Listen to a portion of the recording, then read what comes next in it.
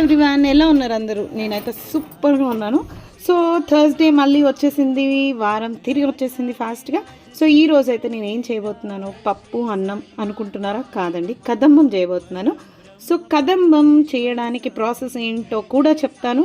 ఈ అన్నదానంతో పాటు ఎవరికి కదంబం చేయడం రాదో కూడా నేర్చేసుకోండి. సో ఇప్పుడు అన్నం పప్పు చక్కగా కడిగేసుకున్నాను.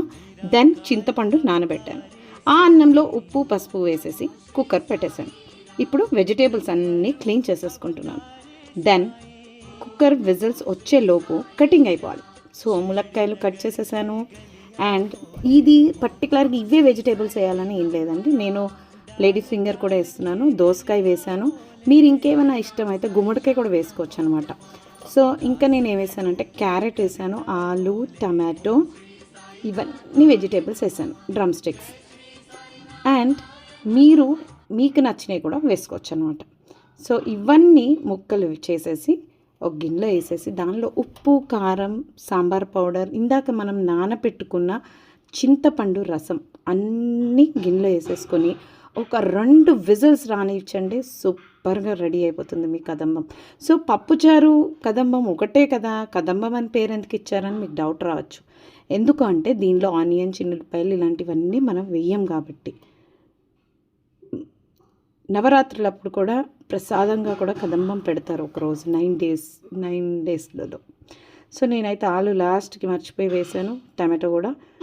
హడావిడి కదండి, మార్నింగ్ ఆఫీస్కి వెళ్తాం కదా, తో హడావిడిగా చేశాను. సో విజిల్ అయితే వచ్చేసింది.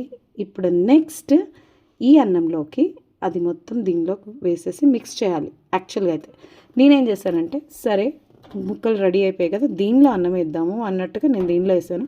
బట్ వర్కౌట్ అవ్వలేదు, మళ్ళీ మొత్తం తీసి ఆ పెద్ద కుక్కర్లోనే వేసి చక్కగా కలిపాను. సో ఇప్పుడే అయిపోలేదండో, ఇంకా తాలింపు మిగిలింది. తాలింపు అంటే పప్పుచోరులో లాగా అన్నీ వేయొద్దండి. ఆవాలు, జీలకర్ర, ఎండుమిర్చి, కరేపాకు అండ్ ఇంగువ, ఇది వేస్తే చాలు. సూపర్ సూపర్ టేస్టీ కదంబం రెడీ అయిపోతుంది. ఇప్పుడు నేను మిక్స్ చేసేస్తున్నాను. ఆలోపు తాలింపు వేస్తున్నాను. చెప్పేసాను మీకు తాలింపు ఎలా వేయాలి అనేది. అండ్ నేను నెయ్యి కూడా వేసాను, మంచి టేస్ట్ రావాలని. సో మొత్తానికి మన కదంబం అయితే రెడీ అయిపోయింది. సో ప్యాకింగ్ వీడియో నెక్స్ట్ వీడియోలో చేస్తాను, ఎందుకంటే స్పేస్ లేదనమాట. 3 మినిట్సే కదా మనకు ఉండేది, ఆ స్పేస్ అయిపోయింది. సో ఇప్పుడు బాగా కలుపుకోవాలి కదంబం. చూడండి ఇది ఇలా కనిపించాలి మీకు, అప్పుడు కదంబం రెడీ అయినట్టు. మీరు కూడా నా వీడియో చూసి ట్రై చేయండి. ట్రై చేసి మీకు ఎలా వచ్చిందో నాకు చెప్పండి. ఓం సాయిరామ్.